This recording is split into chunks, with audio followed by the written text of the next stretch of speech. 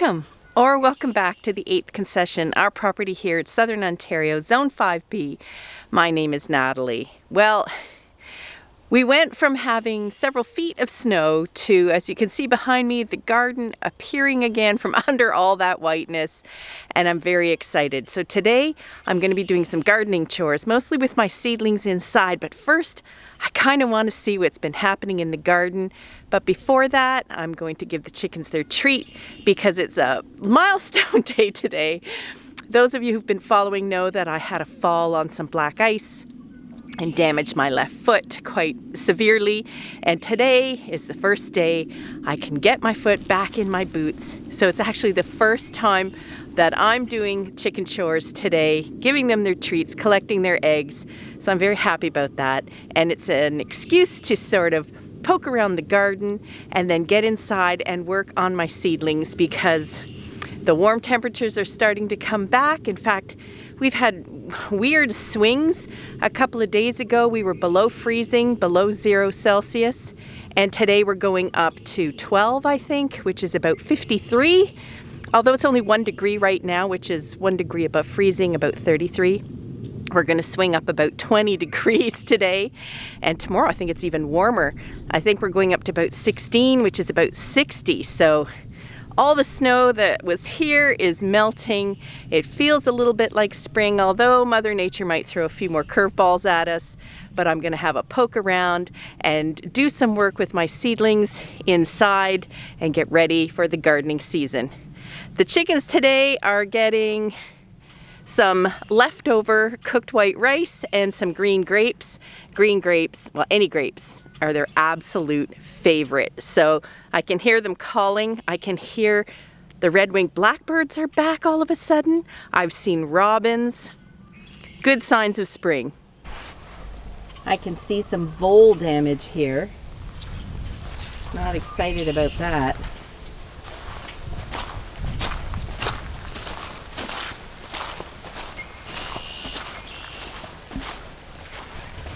And this looks like moles. Not excited about that either.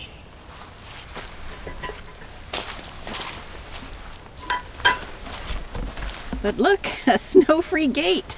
We can actually go in. Now, do I expect to see anything in here? Well, not really. I did plant garlic all down the edge of this bed. I'm just going to have a peek. See, there is some winter hardy parsley, which is going to grow again. I don't see anything yet, but the ground is still frozen. Just wishful thinking on my part. Down in this bed is where I planted all my seedlings for the winter so that their roots would be a little more protected by the pots being in the ground rather than exposed on the sides. So, oh, you look okay. Again, I'm too early. I can't help it. You can see this is asparagus and it's still all ice there. But going up to 12 degrees today, that'll probably melt. Well, it looks like they survived being covered by 3 feet of snow okay. They're pretty hardy. These are eastern white cedars that I grew from seed. Some more winter hardy parsley. It always amazes me how anything survives under that much snow and cold. I can see that one of my zip ties fell off my trellis, so I'll have to fix that. And all these little orange bits are actually old tomatoes that fell. So I can imagine I'm going to have a million tomato seedlings here. Well, it's really too early to see anything in the garden, but it was really fun to have my first look and just be able to open the gate and get in there and dream about the new gardening season. So the first thing I want to tackle today are my onion seedlings. Now you can see that they're doing great. I'm very pleased. They're very healthy, but they're also very long. Now, there's a lot of debate on whether you should or shouldn't trim your onion seedlings. To date, I haven't trimmed mine before, but what I don't like about these, because they're doing so well, and because I finally started them early enough, I don't like how they're falling over. And the reason is when onions fall over, if that stem sort of bends, it could signal to the plant that they're done and they'll stop growing and die. So I do want my the green onions to be upright and sturdy. Now, people who trim them say it makes for a bigger, thicker bulb and stem because the plant will put its energy into growing a stronger root and bulb and stalk rather than just making itself longer. And that may be true, although again, once I put mine in the garden, they seem to take off. But what I want to address is this flopping over. So I'm just going to cut them. They're about, well, I'd say about 10 centimeters, maybe even 15. So about 5 or 6 inches, maybe even 7. And I'm going to cut them back to about 2 inches or 6 centimeters, roughly. I'll see what I feel comfortable doing. And get these ready to just thicken up a little bit so when I put them out, they're upright and strong. So that's chore number 1.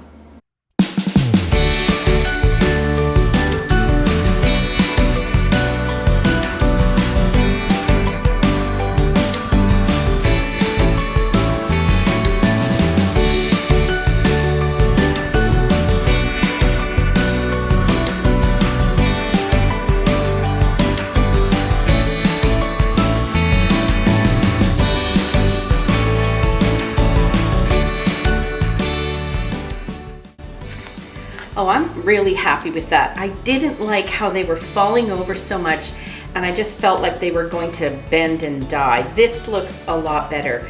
Now, some people trim their onions more than once as they keep growing to keep them short. I'm gonna play that by ear. It's all going to depend on when I get them out into the garden. And that of course depends on Mother Nature. And as you saw when I was in the garden, although the snow cover is going, the ground itself is still a solid piece of ice. So once the ground thaws and it looks like our weather has stabilized, I'm gonna put the onions out. They can tolerate some frost, that won't hurt them. So I don't have to wait for our last frost date or anything. I don't want them to have a hard freeze though, so I will be careful. I may or may not trim them again, but I think it was the right thing to do. And as for the trimmings, that is going to the chickens for a treat tomorrow.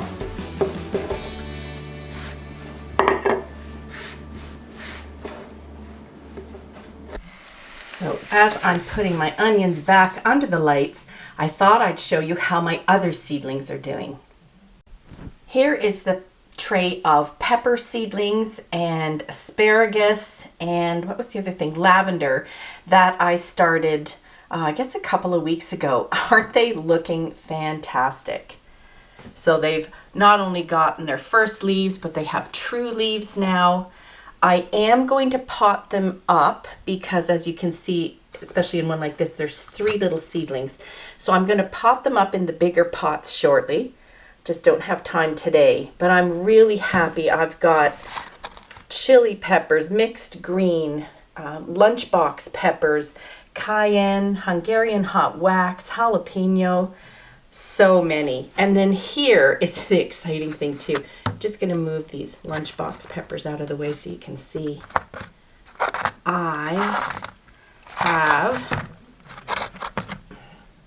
and this was actually quite funny because somehow a pepper seedling got in there, but it's actually got asparagus in it, and these are all asparagus as well. So this one, oops, this one, I have to pull back a bit. This one has a long feathery frond already.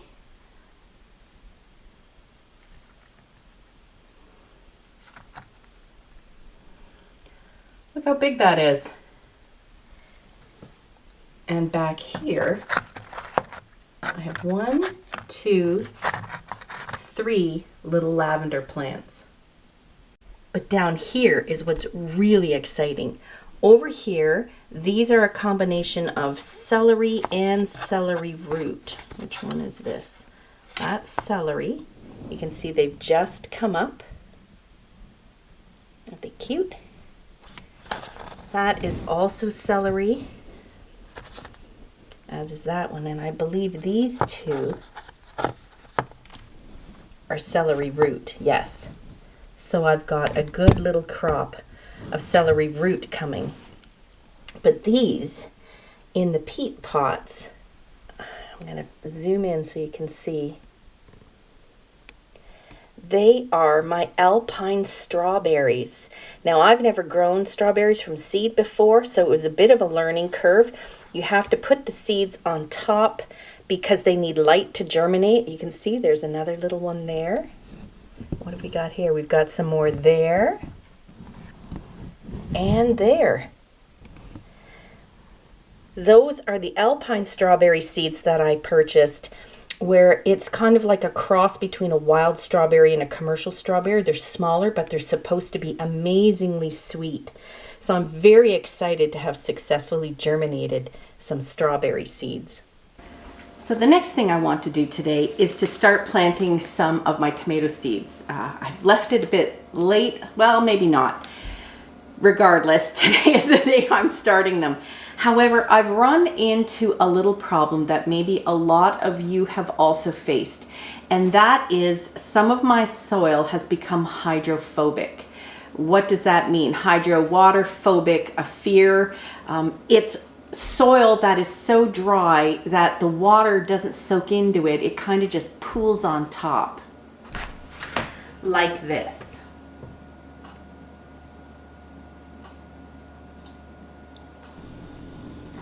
See how the water just stays on top and doesn't soak in readily? So can you fix hydrophobic soil, or do you have to throw the whole bag out and start over? No, you don't have to throw it out. Hydrophobic soil often happens with potting mixes because there's a lot of peat moss in it. And when peat moss gets very, very dry, it just sort of closes ranks and it just will not let the water absorb. So how do you get around it? Well, I've found a couple of ways that have really helped. One of them is to put the soil in a bigger container like a bucket and add warm water to it, and then just really work it with your hands so that you're kind of forcing the water in between and not allowing that peat moss to just sort of create a barrier. I usually use boiling water simply because I'm trying to kill off any bacteria in the soil, not because it's best for hydrophobic soil, but that has helped. The other thing I've read, and I haven't tried, is to put a drop of dishwashing liquid, just a drop, in your watering can. Something about the soap sort of acts as the opposite of the barrier that the peat moss is making and will help it soak in.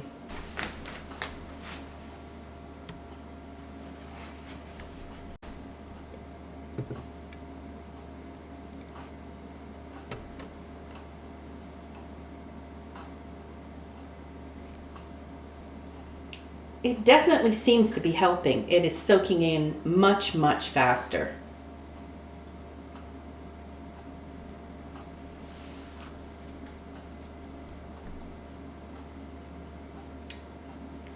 There you go. Just a drop of dish soap really seems to make a difference.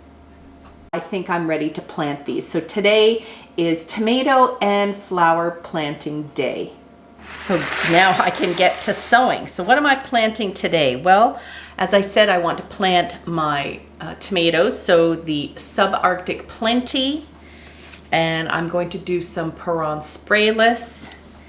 And the new one that I can't remember why I bought, because I was ordering seeds from this company, from Salt Spring Seeds anyway, and I thought, well, I'll give them a try. Pollock, it's a medium tomato.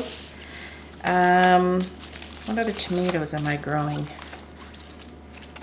I am also, I thought I had Matt's.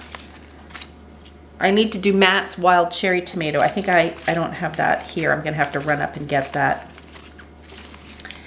And these here, which looks a bit messy, but these were some Tidy Treat cherry tomatoes that I saved last year, and you can see they've dried. So I'm going to do a few Tidy Treat. I do like the Matt's Wild Cherry tomatoes because they are fairly blight resistant and very vigorous in growing. They outrun the blight. But the Tidy Treat I really like. I like for pots. I often give one in a pot to my mother-in-law who has just a little balcony at her apartment. And they're nice because they have a very compact growth habit. They don't get super large or need any real support. So I'm going to grow a few Tidy Treat. So those are the tomatoes. I just have to remember to run up and get the Matt's Wild Cherry tomato. And for flowers, I'm going to grow some passion flowers. Now, I tried last year and had no luck. So let's see if I have any more luck this year with passion flower. I'm going to do a few Cape daisies. They're really pretty and I like growing them. I have some brilliant phlox. I have creeping phlox out front and I absolutely adore it. This is not creeping phlox, but there are lots of little spots in my flower beds where I'd like to tuck in a little bit of color. So that's the same thing for stalks. I just want some color sort of lower to the ground around the taller plants that I have, like irises, lilies, and peonies. I think they will be nice. I have my old-fashioned vining petunia. Now, I bought these seeds last year and I got a couple to grow, but when I put them out, I didn't water them enough. They just kind of got lost in the shuffle. I really want to see what these look like, the old-fashioned vining petunia. So I'm going to give them a try again this year. The Gaillardia, they're just such a pretty flower, so I'm going to grow a few of those. And then these are also from last year. I think I did try them. I didn't get any to grow, but these are bachelor's buttons, but they're red instead of blue. So I want to try them again this year. So that is what I'm growing today. Now, when I was preparing my trays, I've already labeled them, so I know what's supposed to go in them. And I just have to, I'm also missing my cup of Moldova seeds. I will go get them. So I've already got them all labeled. I know what has to go in them. It's just a matter of putting the seeds in. Here we are, the Matt's Wild Cherry tomato, which I love, although it gets out of control pretty easily, but really nice tasting cherry tomatoes. And then the cup of Moldova, and I realize Mountain Magic, I saved myself. So they're in these little containers. So that's the cup of Moldova are the plum style tomatoes that I make sauce out of. And these are really prolific. And the Mountain Magic are like a cocktail size tomato. I forgot about them. I think I have to make up another little cup for them because I don't think I have them ready to go yet, but I will do that. So let's get planting.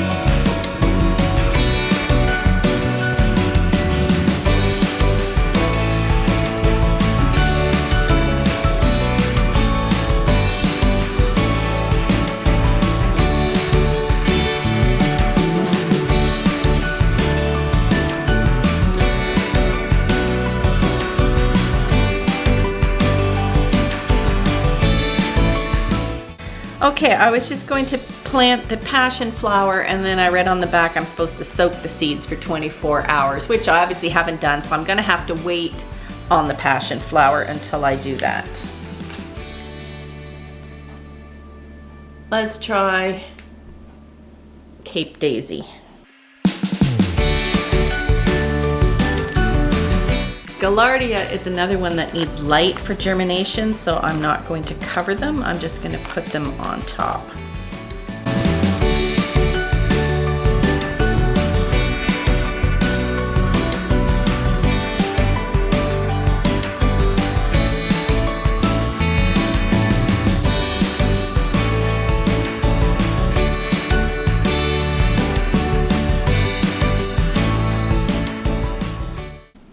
Well, that's a good job done. I've got my tomatoes started and a lot of my flowers. Now that one I've covered in foil because they need darkness to germinate, and so once they germinate I can take that off.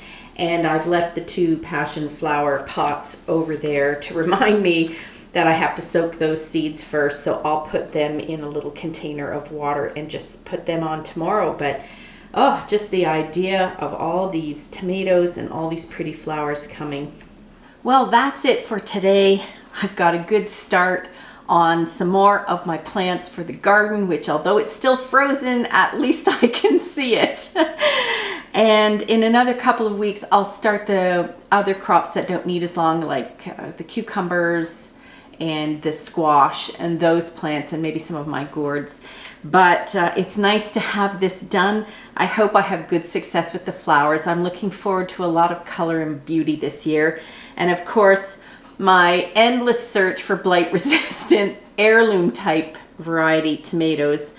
I'm really excited to try the subarctic plenty, which are ready in about 40 days. And as I mentioned before, I'm kind of hoping they'll outrun the blight, that they'll be done and over before the blight can take a good hold. So, and the Peron sprayless are my backup.